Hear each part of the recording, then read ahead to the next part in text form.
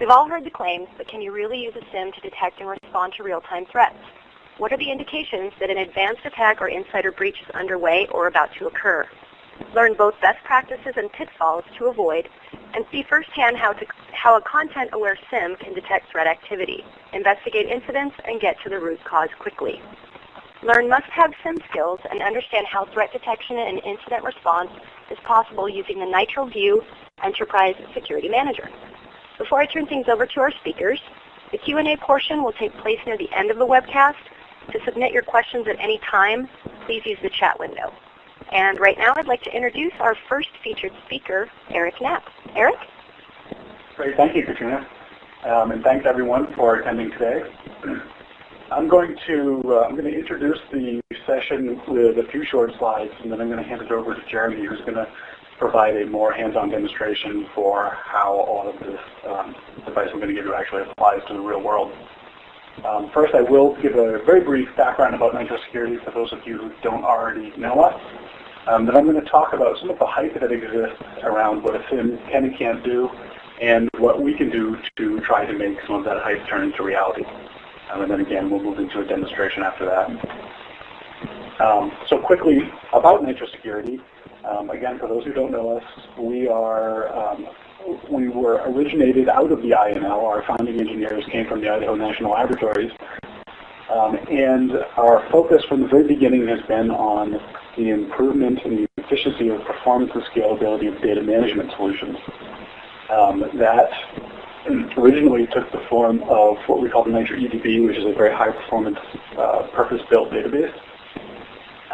In 2004, that led to the production of our first IDS and IPS products, which then later moved into the security information event management space. So we're a security information event management and security detection and security research company with very heavy roots in database and data management technologies. That's allowed us to be fairly widely adopted. We have large customers across a variety of industries. We have specialized solutions specific to the energy and industrial utility industries, which is not surprising considering our history. And we've been, just recently, been receiving quite a few awards and certifications around our product. The most recent of which you may have seen that we are now in the Gartner Magic Quadrant upper right in the leader's position. So anyway, enough about us. Let's talk about some of the hype around security information and event management systems. The first thing, and it's something that I hear a lot, almost on a daily basis, is that people are looking for an analyst in a box. And even worse, some vendors are claiming that they have an analyst in a box. SIM can automate your security operations to a degree.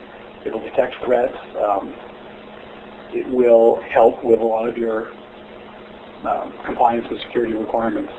However, it will not do this in its isolation. It will not filter out false positives on its own. It will not be able to determine the root cause of an event without some sort of human interaction. So there is no magic solution out there. If somebody tells you there is, then it's probably snake oil in the form of a rack mount appliance. In reality, a security information and event management system is a toolbox. It's providing you the tools that make security management easier and more efficient. So as I said, it can automate systems, and it can automate some of the larger and more tedious parts of what a security operation day-to-day environment might be like. The collection of data, the normalization of that data, and the base analysis of that data. It'll give you the information that you need to make the correct decisions so that you can improve your security posture and your compliance requirements as well.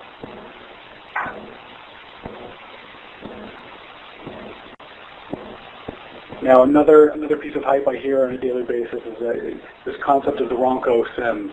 You know, set it and forget it. I've made a purchase, I plug it in, I push a button, and then I don't have to pay attention to it again until there's some sort of an incident, at which point it's going to give me everything I need to produce a report, send to my auditor, and then I can go back to doing something different. Hopefully this isn't news, but this is something that we encounter quite a bit, again, from both the customer side and the vendor side. We know that security is a changing landscape. It's a process, not a product. A properly deployed and configured SIM can assist you in all stages of that process. So it's going to help you identify risks so that you can help to lock down your security perimeter. It's going to help you identify threats when they do occur, and it's going to help you investigate those threats to determine new attack vectors and where your weaknesses and strengths are, so that you can then go back to the risk assessment portion of the process and again strengthen your environment. And in the process of doing that, a security information and event management system is going to be building this body of evidence, this retention of log and event data, which is extremely important, again, for your compliance requirements. It's the audit trail of what has been done, everything from risk to threat to incident to remediation to response, and then back again.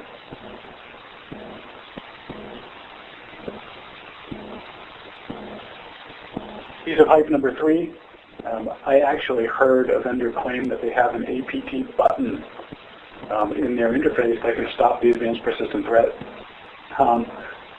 Yeah, so the fact that SIM will protect you against the advanced persistent threat is pure hype.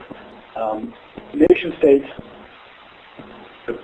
the people, the nations behind the advanced persistent threat cannot be thwarted by built-in logic of a commercial security product. It would be awful nice if we could. That security product, however, would be likely to be along the lines of Skynet, and we all know what happened there. In reality, advanced persistent threats require advanced defenses, and SIM can play a very important role in that. That role is in giving you situational awareness. It can help you detect an advanced persistent threat by giving you the awareness of the situation around you. But it can't protect it on its own. And a little bit of a plug for one of our other webcasts. If you go to nitrosecurity.com/resources, we do have an entire webcast, actually I think more than one entire webcast on the topic of advanced persistent threats. And so piece of pipe number 4 is that deploying a SIM will make you compliant. And again, this is a half-truth. A SIM can help you become compliant because, again, by providing you the information that you need to perform the entire security process, you are building an ongoing audit trail of activity. But without activity throughout all stages of that process, your SIM is simply going to be a repository for irrelevant information that may or may not satisfy an auditor. So again, deploying a SIM correctly and using the SIM correctly through the life cycle of the security process is extremely important for both security and compliance. So the good news is that if we do deploy a SIM properly, it can live up to some of this hype. Not all of it. Of course, it's still not going to ever be a magic box that does everything on its own. But when used correctly, it can help an awful lot, which we will show you in a moment. So how do we get there? Well, the first step is preparation, and that preparation includes knowing what's important to your security and what's important for compliance.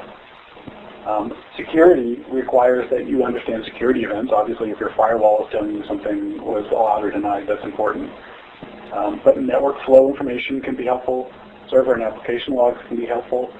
Database activity, meaning the specific database session transactions, can be extremely helpful, especially when your primary goal is the protection of secure information, which 99.9% of the time resides in a database. And that also helps against fraud and other use cases. And finally, the application contents themselves can improve your ability to secure your network quite a bit. So knowing which applications to monitor to the deepest level and where to put the appropriate tools to provide that level of monitoring is important in advance. And the same goes for compliance, but we're looking at different types of information now. Right? Compliance doesn't, you can look at almost any compliance standard, and they're not going to ask for IP addresses and network masks and flow data. They're going to ask for user activity, and they want to know who accessed data, where they accessed data from, whether they had privileges to access that data, the types of data that they accessed, when it occurred, etc. Because it's policy-based around business and security plans rather than around network and information technology. So before deploying a SIM, do the legwork to figure out what's important to you so that you can identify where that information comes from and make sure that that information is being fed into your new SIM. When it comes time to deployment, then you have to collect all that information. Every exception you make is a compromise. So if identity information is important to you, if you're not including identity information for some reason, maybe you don't have centralized identity management, it's a compromise. So having the information in place and making sure you get it is absolutely one of the most critical aspects to whether or not the SIM deployment will be successful. And then secondly, how do you provide the additional context, especially again in terms of compliance, but for security as well? How do you make the raw data more applicable to what you need? Are there variables you can define? In the IPS world, we're very familiar with the HomeNet concept. Well, what other variables are important to us? What servers are financial servers? What users are admin users versus non-admin users? Are there shifts to take into consideration, which happen lots in industrial manufacturing environments? If there's sensitive data, what is that data? Is there a way to define it in some sort of a data dictionary so that SIM can know what's important to you so that it can then look for violations of those policies?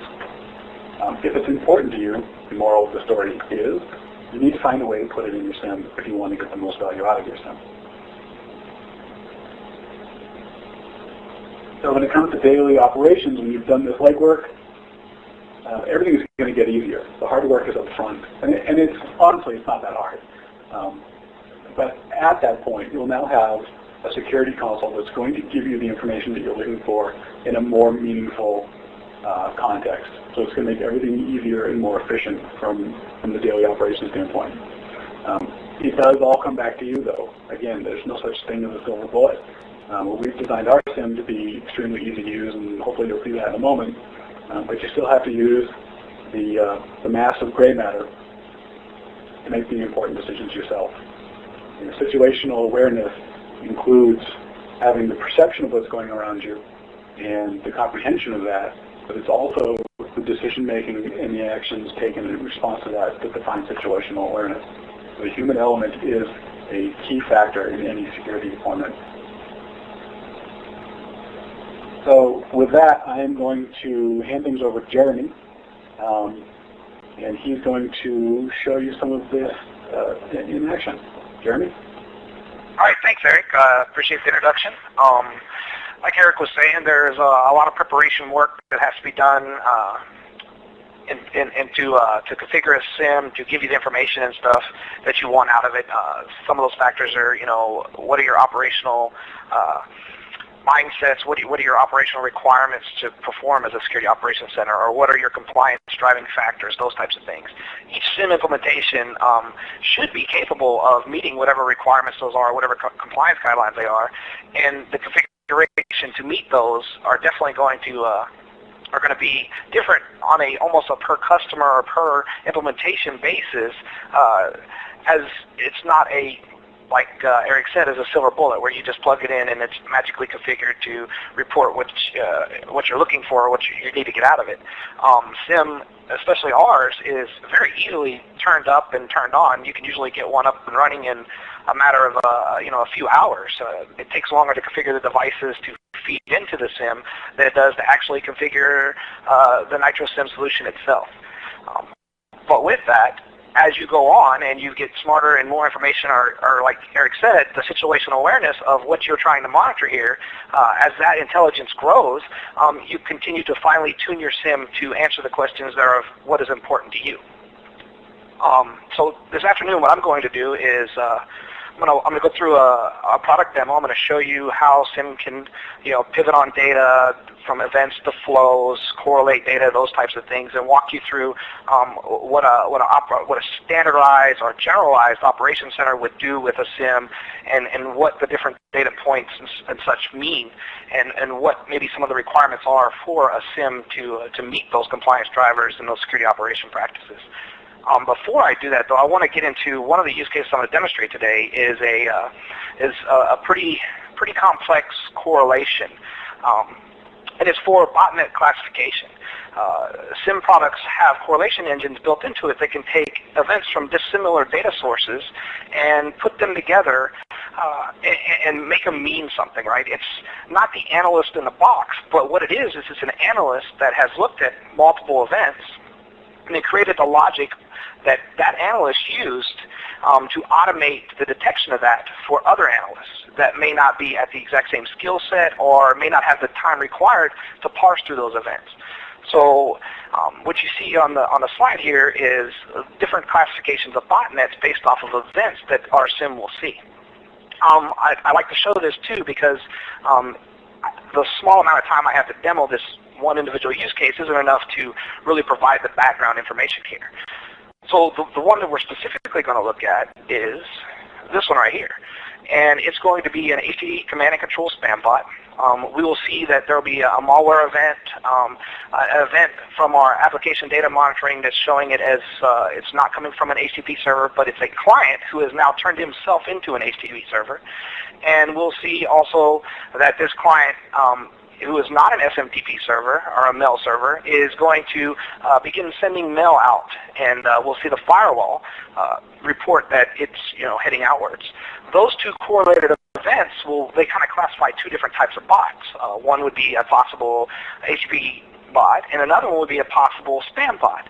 But if both of those occur for the same IP, then what you basically have there, and it's all in a defined time frame, is a spam bot that has HTTP command and control channels and possible manipulation over the HTTP protocol.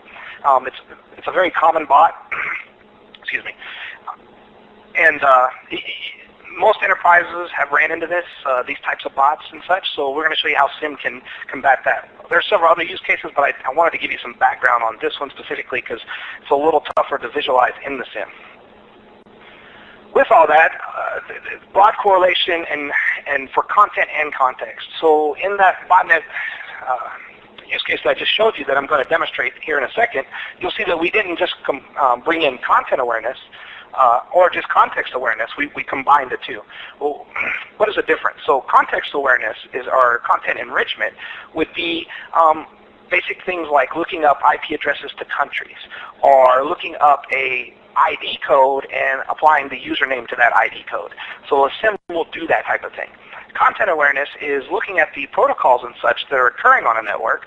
Say it's an IM session, and not just identifying that it's an IM session, but being able to take pieces out of that session, such as the username or files being transferred, those types of things, and then apply it into the correlation logic. And in our botnet use case, you'll see that we identified that the client, a normal client workstation, will turn into a server. So it's not only just saying, hey, there's HTTP occurring here, because that occurs on clients all the time, but that this client has reversed roles. He's not looking to request web pages or web content. He is now serving it up out to the world. All right, so with that, let's get into the product demo. Bring up my host share here.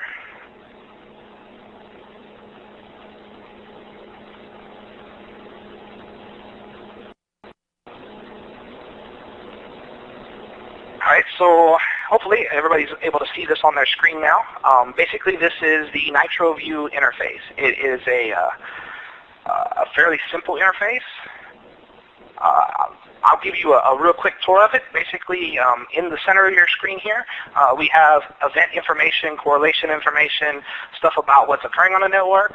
On the left-hand side of the screen over here, we have the devices that are feeding our SIM.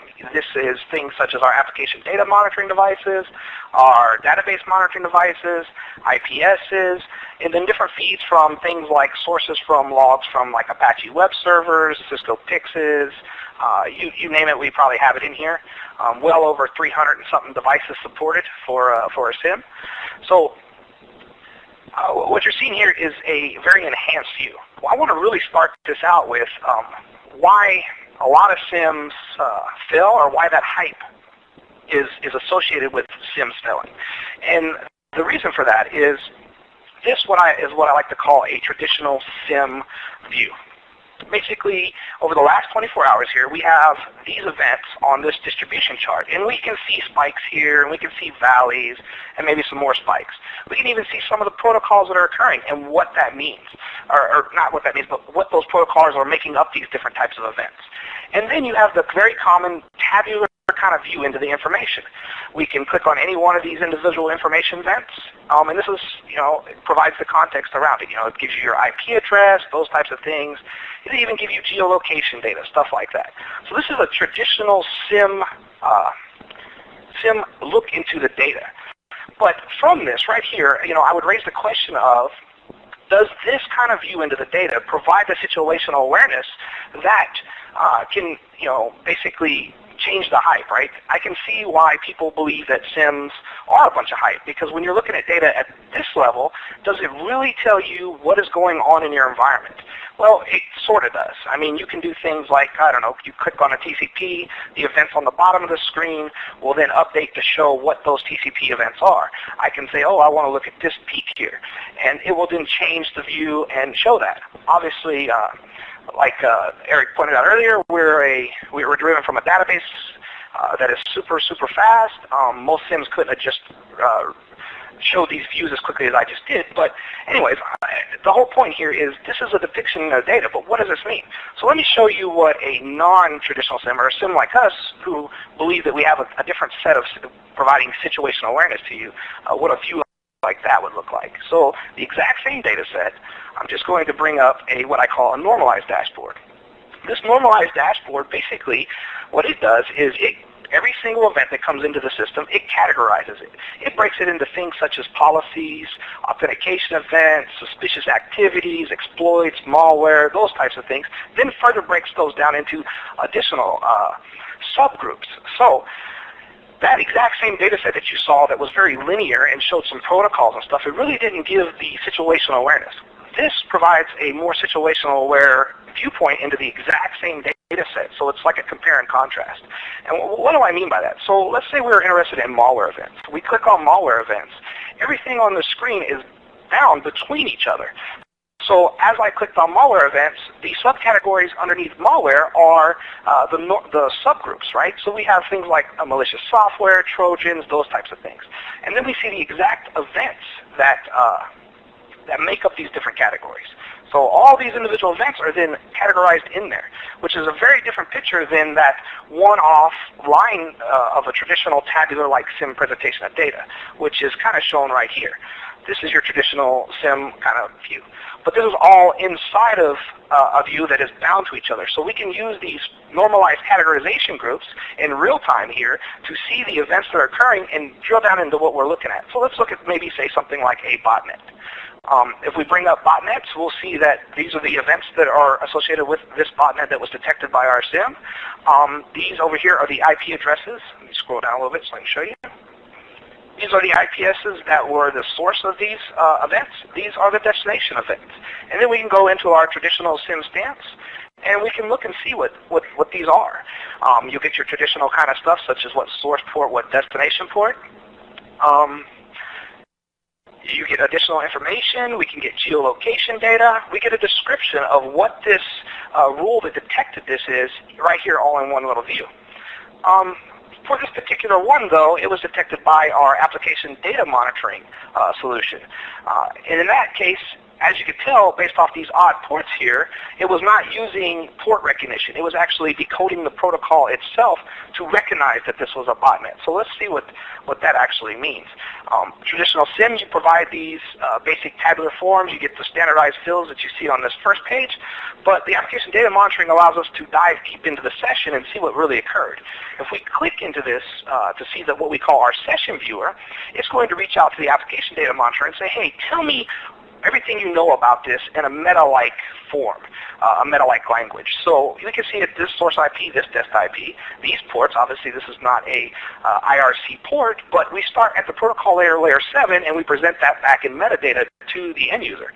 So you can see it's an IRC, and obviously this username looks very much like a traditional bot. You have this new, that's probably the first time the bot had reported in. It looks like it's from a USA computer running XP Service Pack 2, and it's got probably a bot identification code. You can see the sessions that are established, and you can read it all the way down to the layer 2 of the OSI. So you can see right here that it's a lot more than just identifying the protocol that went into it. It actually dove down in and gave you the data that you would need to actually see if this was a false positive or a non-false positive. In many cases, traditional SIMs use policy-based rules in that if you have an IRC connection, say, originating from your LAN, outbound to anywhere, like say maybe Freenode to log into the pound security IRC chat room, you'd be classified as a bot. Well, we know that's not a bot. That's just somebody that's going to an IRC channel, especially when it comes to higher education, where their policies are not as strict, and they allow students and stuff to do IRC chat and those types of things. Those types of just identification of the protocol and reacting on it and calling it a botnet will send your security staff into either one, turning the policy off so that they can't detect it, or two, into a mass confusion in that they're going to be visiting a whole bunch of computers and be really, really busy. All right, so what makes this type of rule possible? In a SIM, you should be able to look at the rule very easily. So we just click here, Show Rule. We'll bring up a thing called our policy header. Inside this policy header, it's generally a hierarchy level of policies that can be applied from default and then into individual centers. So if we bring up the application data monitoring rule itself, we can look at it, and it's a very easy drag and drop interface. But what I want to show you is what makes this roll up. As you can see here, it's actually looking at the IRC protocol. It is looking for the term user. If you drop this down, you can see that you have all those capabilities into the content awareness, things that you would not normally see in just like content identification. Like we can look down into the file names, those types of things that are associated with it. We can see anomalies inside the protocol, those types of things. We support multiple protocols, email, all kinds of them. But anyways, this is for an IRC session, and we're using this regular expression on a dictionary file. So what is a dictionary file? Well, a dictionary file is basically a lexicon that you use to identify maybe sensitive information data, or maybe run regular expressions against a piece of the protocol, such as in this case the username. So let's look at what this dictionary would look like. We'll look at the actual dictionary itself. We'll open it up. And as you can see here on your screen, the dictionary is consisted of some comments, which tells you an example of what the bot would look like, and then a regular expression that matches on it. So you can see it's extremely powerful in that you can take a piece of that content that's traversing a network and then zoom in on it and run regular expressions and pattern matches and stuff like that, plus all the anomaly detection that's built into the application data monitoring, see if it's built, if it's doing something non-normal or non-standard. But you can also match those individual cases with the power of regex or just straight up content matching. All right. So that gives you a little insight into our content awareness, and the big use case around classifying all data that comes into a SIM, with the normalization taxonomy, in that we can very easily focus in on the events that we believe are of interest to us. Obviously, this is our demo environment. We're producing hundreds and thousands of events here. We have a lot of stuff to look at. Hopefully, as you deploy SIM and such, you wouldn't have this much to look at. But you may look at things like policy violations. Underneath policy violations, you have all your different types of policies. What do those mean? Those types of things. So this is where your compliance driving kind of stuff comes in and how you can report upon it. Let's look at another one. So in this normalized dashboard here, let's go to authentication events, right? Because we're always interested in who's authenticating to our network and how they're doing it and those types of things. Let's focus in on passwords. So here in this password field, here we see that there are multiple different types of password events. We see weak password is too short. We see weak password all lowercase. We see plain text passwords used outside our home network. We see user account passwords. So these are all things that are associated with authentication events and password events coming from a whole bunch of dissimilar data sources and coming into a centralized location. And these are the IPs that are associated with it. Just out of curiosity, let's look at this guy. So we look at this guy and we see that he's having multiple events here for basically a weak password. But the interesting thing is here, we kind of use the categorization to drill down into this individual IP. Well, you can easily, with a high-powered SIM or something that can pivot on data very easily, like our SIM can, to look at the different different aspects of what that IP did by just simply changing a filter. So I will apply this filter for that source IP by clicking in here. He knows I was highlighted, so he auto-populates. I hit the refresh button here. It basically shows me everything this guy does. I want to, since I'm drilled down here, I need to back out a little bit. And we'll see all the events associated with this guy. So we'll see that he has authentication events, he has some suspicious activity, he has policy, exploit, all kinds of interesting things that we may want to investigate. Remember, we kind of started as a authentication. Let's just look at what kind of password things are going on in our environment.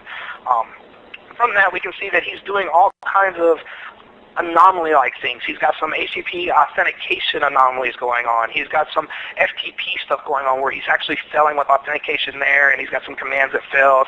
He's got some kind of weird URL lib user agent from policy, some other interesting things. What I really focus in here is he's got all this anomalous-like activity, and then there's some kind of crazy large file transfer. So let's just look at what that large file transfer is. We click on that, obviously everything breaks up. We see it's going from this IP, because our dashboard is all bound together, this IP to that IP, and here's the actual event surrounding that. So we'll open it up, we'll look at it, we'll go to our general details. We can see that it was, again, classified by our application data monitoring. We see this World Wide Web, HTTP kind of traffic. We see the time frame that it occurred on, the duration, those types of things, right? The stuff that you would normally like to see. But let's look at the geolocation. Well, this might be a little interesting for us because geolocation show in China. We don't do business with China. This guy has a bunch of anomalies going on with him. We might want to look into what exactly happened. The rule itself, we know that it must have been a greater than 10 megabyte transfer. We can actually go and look at the actual packet itself, or we can actually reach out to our Elm device and pull it up. But our Elm device is our log management. I want to jump into the advanced details of this, though, and really look at that metadata to see what actually occurred here for that large file transfer. Actually, there's two different protocol stacks that are going to be rendered by this because he was embedding two protocols. The very first one was HTTP, so we see that it was a post request. We see that the user agent is kind of capitalized weird and such, because that should be a little scary to us because Mozilla's user agent normally isn't capitalized like that.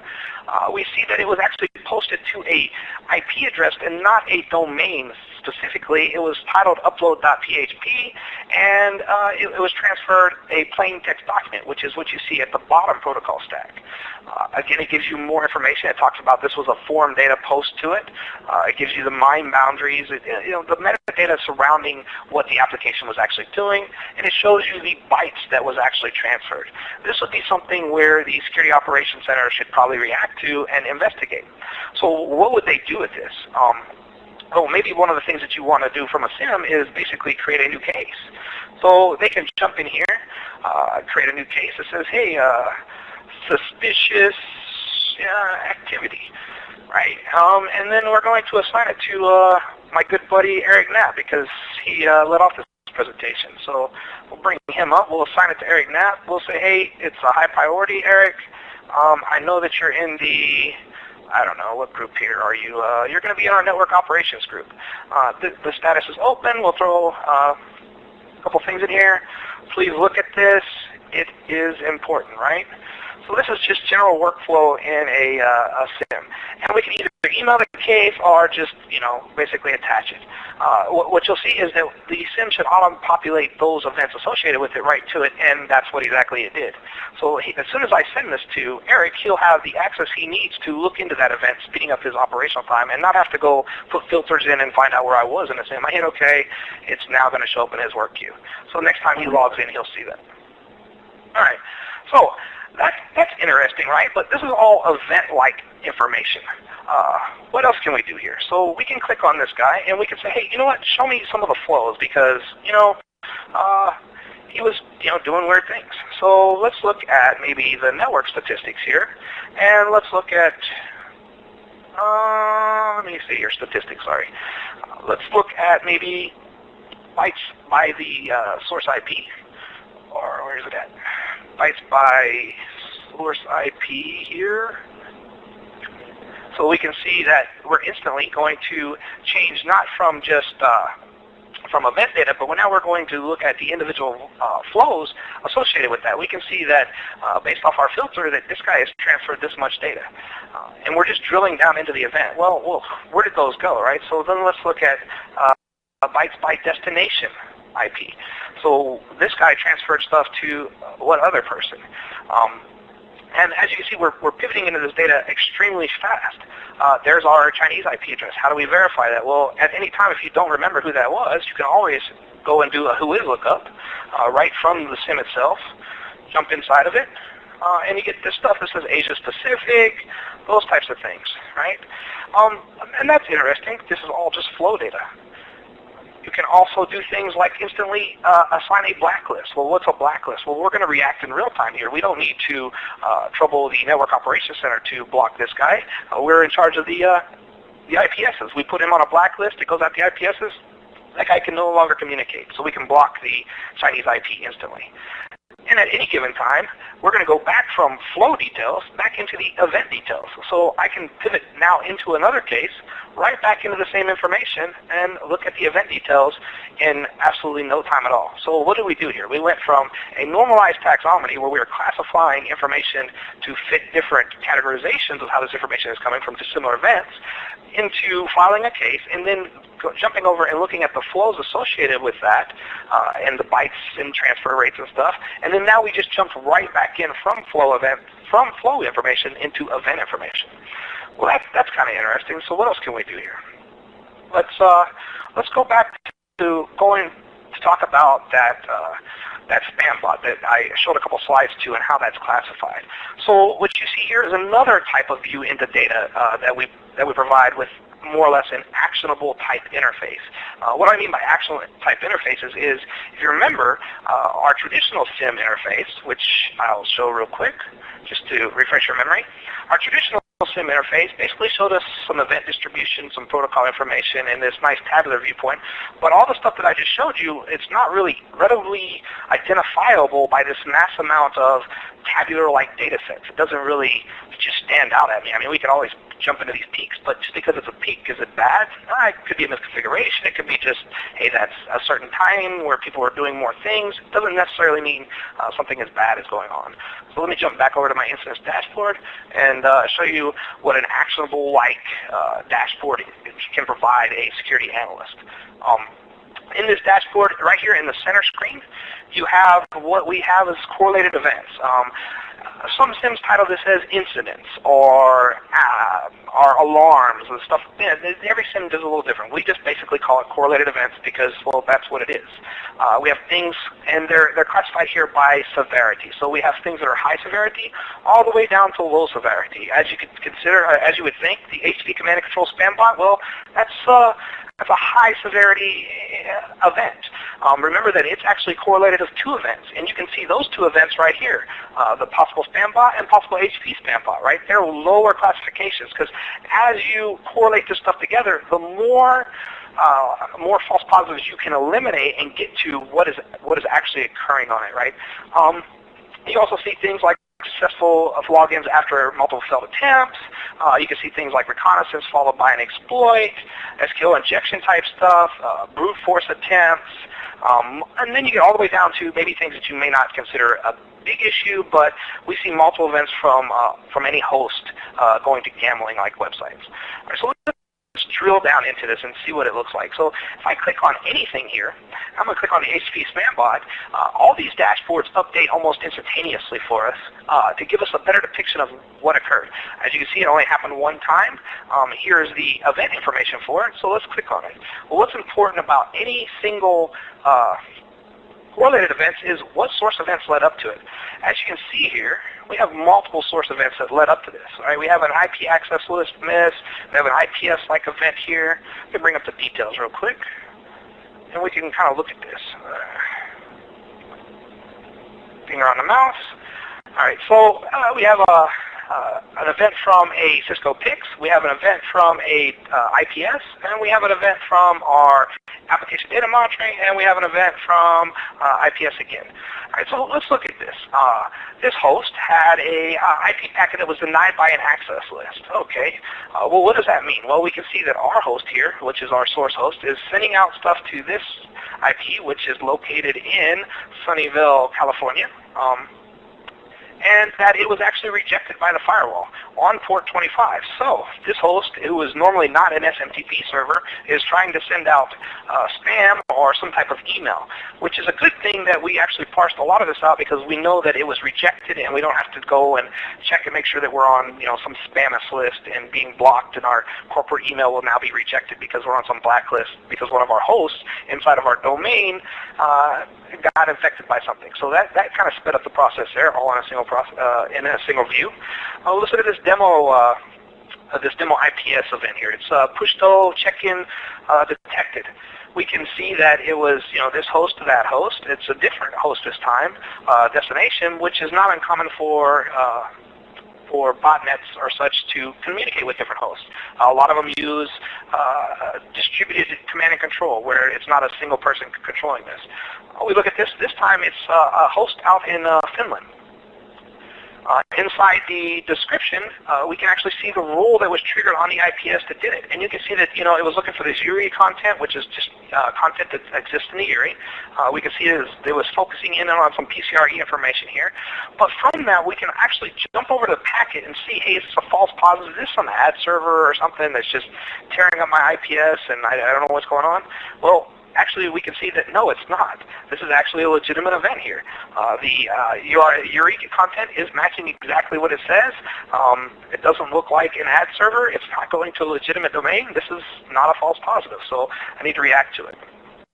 Well, let's jump into the third event. The third event here is from application data monitoring. And basically what it did was it identified the client now turning into a server. You can see the application is HTTP. The geolocation, let's get it, back to Sunnydale, California, right? We click on the advanced details. That's kind of interesting because it's showing that the content that was transferred is an executable. That's a little frightening. We click into that and we look down into the information for it. It's going to reach out to the application data monitoring again and bring back that metadata for us. We can see that it was a DOS executable that was transferred. It was using a GET request in the HTTP protocol. Here's the user agent.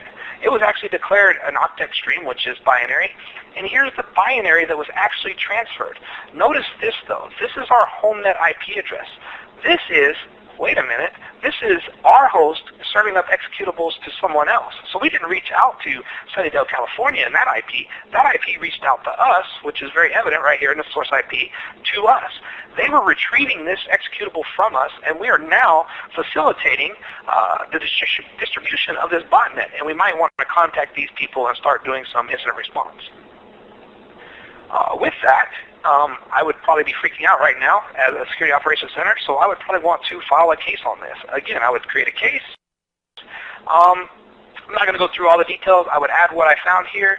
But the interesting thing here is because this was a correlated event, we can actually automatically include all the source events to it and again sign it to Eric to keep him busy. Alright, so you can see it's very easy to drill down into and look at different things. Well, let's look at another instance that Eric brought up on his call, and that's very important. It's monitoring databases. If most of you guys have been watching any of the newscasts or keeping it, in pursuit of the headlines here recently, you would know that Sony's been hacked not once, not twice, not 3 times, but 10 times in the last 2 weeks. They basically got hit by a bunch of different groups that are performing a free penetration test on them, I guess. All of it associated with things like SQL injection and database-like access. So if there's ever a time to monitor your databases, it would probably be evident that it's now. So let's look at this. Well, what does this correlation logic look like? This was a multiple, let me go back here just so I can show you what I clicked on. And don't jump too far ahead of you. But basically, I'm looking at successful login after repeated failed login. So what does that look like? We'll jump back down to my screen. We can see it's this IP to this IP, and we can see it's 1, 2, 3, 4, 5 failed, followed by a successful. You look at the time frame, it's right in order. What is that? That's a successful brute force. Basically, we have some issues here.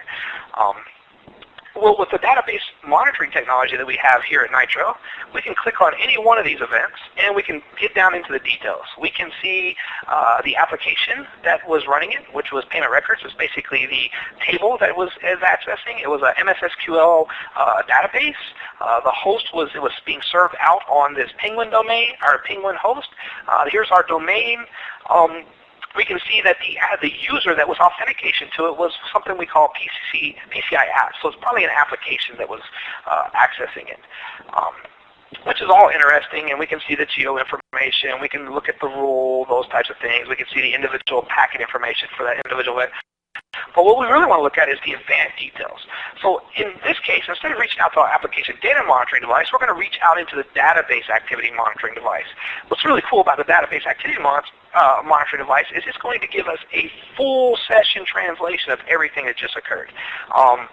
Not just for security events, but for things like just general monitoring of the application, such as response time, server time, those types of things. How many rows were accessed? How many bytes of data were transferred? Things that you would need to know if you actually got breached. Let's go back to Sony's case. Sony's case originally reported an X amount of million people were lost their credentials, and then 2 days later they repented. Oh no, it was another several million more than that. They really didn't have a visibility into what was actually leaked. With database monitoring, you can do that. So let's look at what happened here. We see that the user actually logged in. We can follow that user, all of his steps where it looks like he was inserting some data into the table. The application itself was inserting data.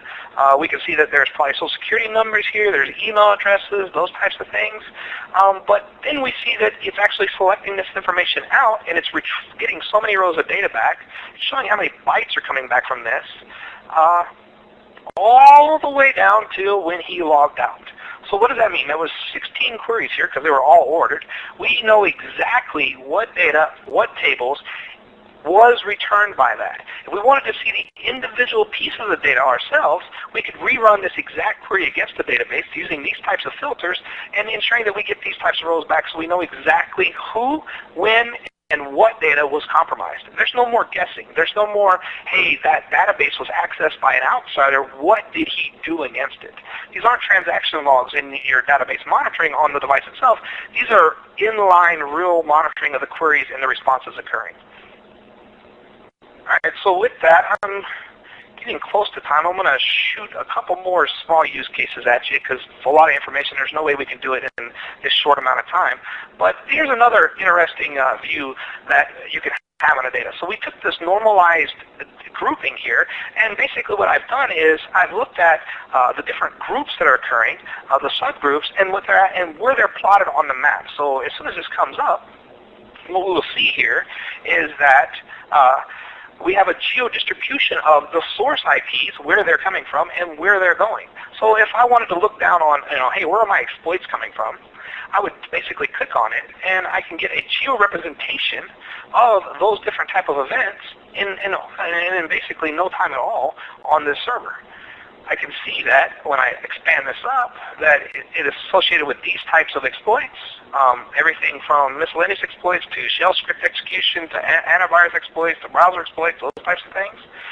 We can see that those were actually these events that occurred. Things like, I don't know, did I just see the world's most dangerous file format, PDF? Yep, here it is, PDF containing embedded JavaScript, stuff like that. That may be of importance. We can see the IP addresses, and we can see red and blue. Well, what does red and blue mean? Red and blue is basically red is anomalous, higher than normal activity, and blue is normal. So if we drill down here, and let's just say we want to look at, I don't know, buffer overflows, all this data then again re-updates, as you can see, and positions it on the screen for us, and changes our dots and gives us an idea where these things are going. These are still rendering for a second. But we can see what IPs they came from and how many times they came from there. And we can see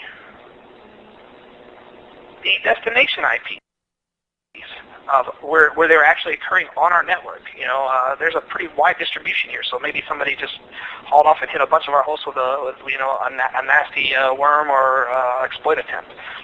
All right, so that kind of gives you a basic introduction to a actionable configurable SIM product, a little bit about what Nitro Security is about, and I think that's about all I have time for because we're going to answer some questions for you. I want to leave you one last chance one last time, I want to give you a glimpse back into the traditional SIM and seeing how this display just really doesn't do the justice on the data set that we have in our demo here, and how hard it is to make something that looks like this where event distribution are and protocols and these linear or tabular-like data formats, it's really hard to turn it into actionable things. And I think that's where the SIM hype comes from, and a lot of naysayers on SIM get that. All right, so with that, I'm going to switch back over to close out my session, and we will continue with the presentation. I think we're at the questions part. Yes, thanks, Jeremy. And actually, the first question is for you. Excuse me. With inexperienced analysts and uneducated upper management, it is nice to have a solution that provides the analyst or support personnel the ability to know what to do once a botnet is found. Does your product provide links to direct the analyst or support person on what to do next to remediate the problem? Yeah, that's a really good point. I definitely have been there. I've been a security engineer for a long time. It's actually one of the first times I've ever worked in the commercial space. I've always worked in the government space for the DoD, for the Army, and last for NASA. So I definitely know that the pain it is of knowing what to do and how important it is to provide that data set to an analyst, especially when it's junior, even level 2 type analyst, or even a senior guy, really quick actionable information to that. So the answer is yes, we do provide that information. We have a thing called the Nitro Threat Analysis Center, and they're basically a bunch of geeks in a box that sits out in an office, and all they do is reverse engineer malware, demonstrate different types of exploits, investigates them, fuzz applications, basically hitting all the nasty message boards looking for what's out there, gathering all that information up, and they're generating signatures and detection strategies to produce into our product. That information is produced in our product and then documented as well, and every single event that comes into the NitroView console has links to those documentations. But we go well beyond that too, in that most of your major antivirus providers, most of your major threat feeds, those types of things, they have links. So we have access to CVE information, OSCVE, I'm stuttering a little bit there, but all the different threat centers, there are links into it, especially in our IPS alerts, our application data alerts. If we can associate it with a vulnerability or something, we will provide that link in there. With that, one of the things that we do as well is if you import one of your vulnerability assessment data, such as a Nessus scan or another scanner, if you import that in there, we will automatically correlate every single event that occurs, not just IPS events, or not just, it'll correlate any event from any application and see if it matches up with that vulnerability CVE and the information surrounding it, and provide a VA type event to show that it's even more. So yes, we provide a lot of context around every event, and we provide you links to go seek out third-party sources and also internal sources. Fantastic. And actually, the next question I have is for Eric Knapp. And the question is, let's see, can you do a network discovery with Nitro to get a better view of your network? Eric? Great. So excuse me for a moment. I'm busy responding to some insane cases that Jeremy assigned me, but I'll step away from that for a second. Yes, we do network topology discoveries. There's a couple of ways that we can do network discovery. We can actually also do host discoveries and use that to build the network topology. Jeremy would know better than I if there's a way to actually demonstrate that in our demo system, because a lot of the event data is obviously generated for demo purposes. I'm not sure how that works in our demo environment, but it will actually draw a network map, and you can overlay both event and flow characteristics on top of that network map, so you can get an idea of the hotspots on your network visually, as well as through the other methods that Jeremy showed you. Thanks. If I can jump in there, what Eric was He is correct. It is. We have topology discovery. We understand the switching protocols. We understand Cisco discovery protocol. You can bring in stuff like your VA asset information, which will generate this topology stuff. It'll actually render your switches and routers on the screen and overlay the flows and the events in that router. When you click on that individual router on your topology view, what you'll see is the information surrounding it, what VLAN it is, what is its configuration, those types of things. We also have configuration management in there. And like I said, we only had like 30 minutes to demo the product. We can actually show you all that kind of stuff.